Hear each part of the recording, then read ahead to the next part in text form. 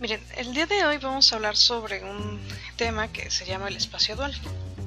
¿Y qué es el espacio dual? Bueno, la definición es: toma B un espacio vectorial sobre un campo F. El espacio dual de ese espacio vectorial pues es el conjunto de transformaciones que van de B en el campo y se va a denotar, lo vamos a denotar por B asterisco. Si hablamos del espacio doble dual, este espacio doble dual lo vamos a denotar por B doble asterisco y va a ser el espacio dual del espacio dual. Entonces veamos algunos ejemplos. Entonces, por ejemplo, consideremos lo siguiente. Consideremos B como está aquí, que es funciones continuas que van del intervalo 0,2 pi en R. Y veámoslo como R espacio vectorial. Bueno, ¿qué podemos decir de este espacio? Pues pueden considerar lo siguiente. Tomen G, sea G un elemento en este espacio B. Entonces la función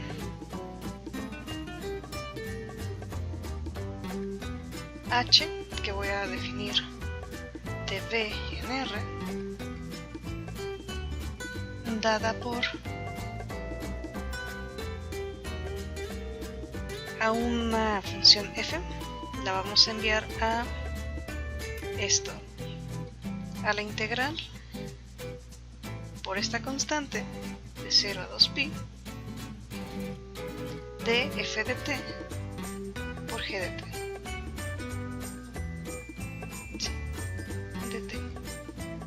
Entonces, por ejemplo, aquí lo que hace esta función h es que tú tomas una función continua del 0,2 pi en R y tomas aquí esta función que es el producto de f de t con g de t. ¿Sí? Recordemos que g está en b, es una función, es algo fijo.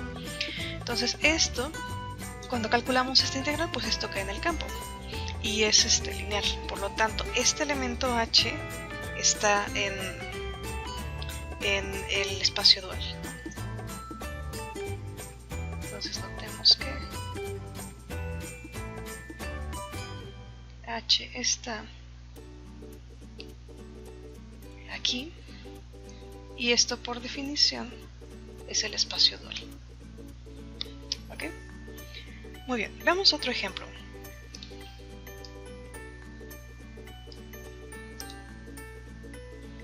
Entonces, por ejemplo, ahora sean B, que sean las matrices de tamaño n por n con entradas en un campo, y consideremos f de B en el campo tal que a una matriz lo va a enviar a la traza. ¿Sí? Recordemos quién era la traza era la suma de los elementos que aparecen en la diagonal. Entonces, esto que está aquí, la traza de A, pues es un elemento en el campo. Entonces, si consideramos esto, tenemos que esta función f estaría aquí.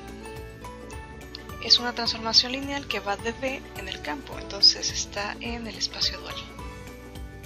Sí, el espacio dual va a estar conformado por transformaciones lineales del espacio en el campo. ¿Ok? Muy bien. Y por último, quiero que veamos este ejemplo que va a ser muy importante. Consideremos B un f espacio vectorial de dimensión finita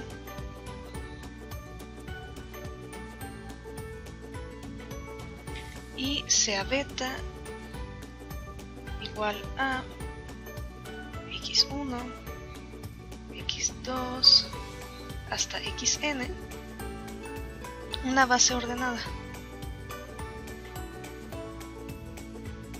de B. Entonces vamos a definir lo siguiente. Entonces definimos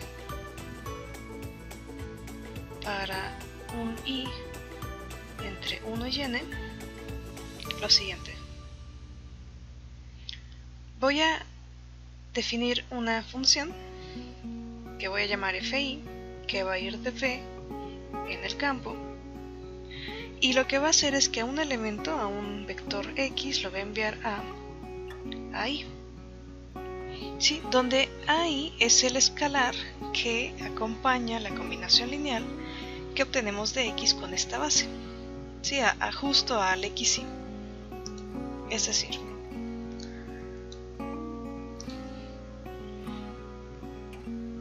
este xi va a aparecer en el vector coordenado. O sea, aquí tenemos x, podemos sacar el vector coordenado y esto nos da un vector de esta forma.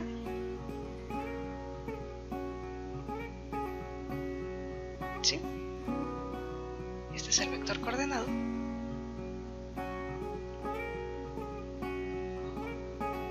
De x respecto a beta.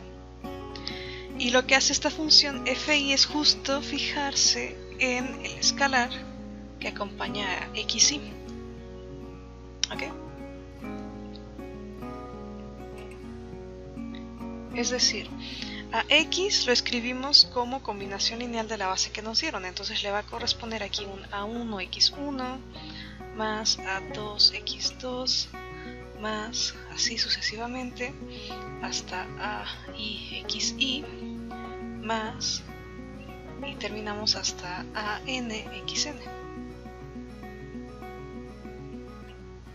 Bueno, pues la función fi lo que hace es que a este x lo va a enviar a este escalar, sí, al que acompaña justo a xi.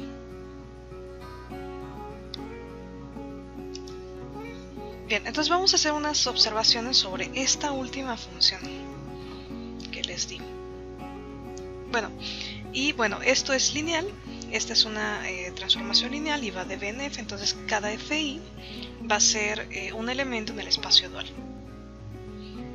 Entonces, lo que podemos notar es que cada fi, recordemos que hay hay tantos como del 1 al n porque podemos hacerlo para cada elemento en la base y tenemos n elementos, entonces cada fi está en este conjunto que es por definición el espacio dual de v. ¿Sí? Y esta función tiene un nombre muy particular, se va a llamar la iésima función coordenada.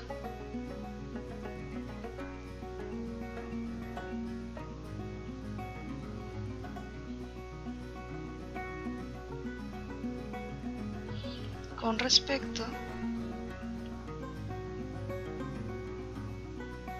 a beta. ¿Sí?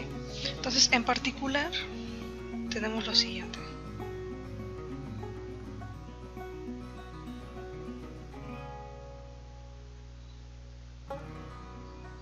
Si consideran, por ejemplo, un elemento en la base, digamos xj, y le aplican, bueno, este xj, ¿cómo se puede ver? Como combinación de la base. Bueno, puedes poner 0 por x1 más,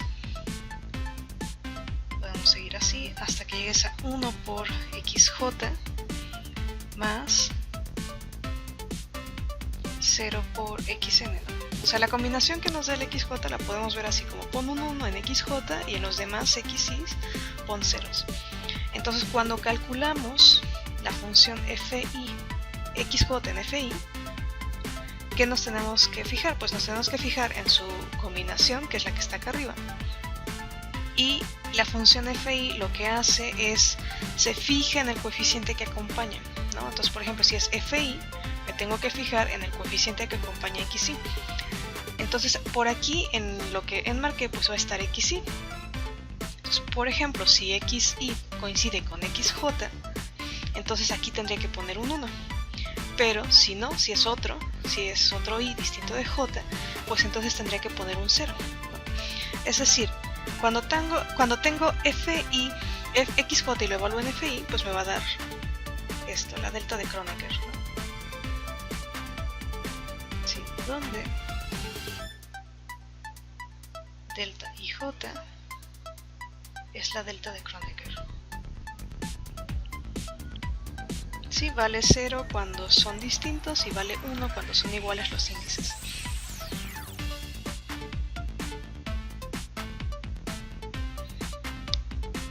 Muy bien. Ahora, el espacio dual vimos que es lo que está acá arriba, ¿no? Es el conjunto de transformaciones que van de B en el campo. Y nosotros ya habíamos visto por teoremas anteriores que este tenía, había una forma de calcular la dimensión cuando B era finita, ¿no? Entonces una observación que podemos hacer es la siguiente. La dimensión como F espacio vectorial del espacio dual, pues sería la dimensión como F espacio vectorial de las transformaciones del espacio de transformaciones que van de B en F. Sí, esto es por definición de espacio dual.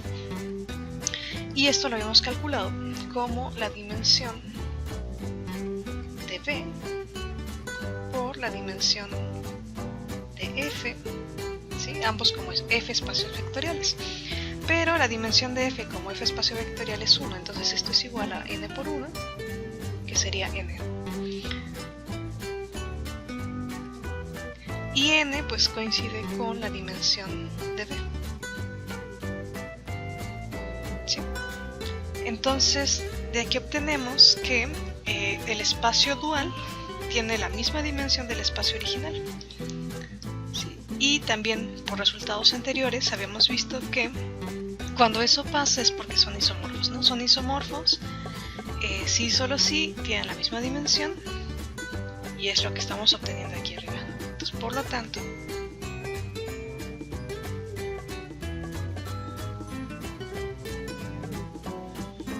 el espacio dual es isomorfo a tu espacio original. Entonces, a grandes rasgos, el espacio dual pues, se parece mucho al espacio original, solo que B puede ser cualquier cosa. Ajá, o sea, podríamos considerar polinomios, podríamos considerar eneadas, podríamos considerar matrices, y el espacio dual lo que tiene sus elementos son transformaciones. Muy bien. Bueno, ¿esto por qué es importante? Por el siguiente resultado. Dado que ya tenemos que el espacio dual pues es un espacio de dimensión finita, ¿no? Si ves de dimensión finita, pues es bueno preguntarnos cómo podríamos obtener una base, ¿no? De ese espacio. Entonces para eso tenemos este teorema. Si tienen B un F espacio vectorial de dimensión finita, claro,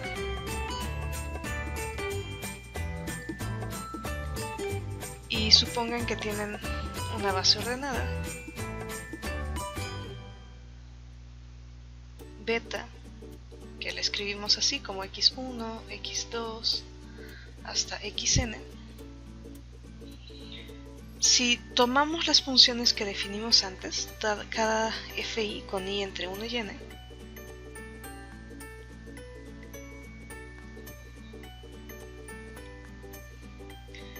las iésimas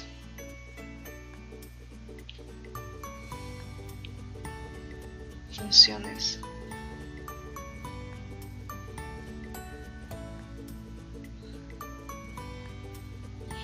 coordenada con respecto a beta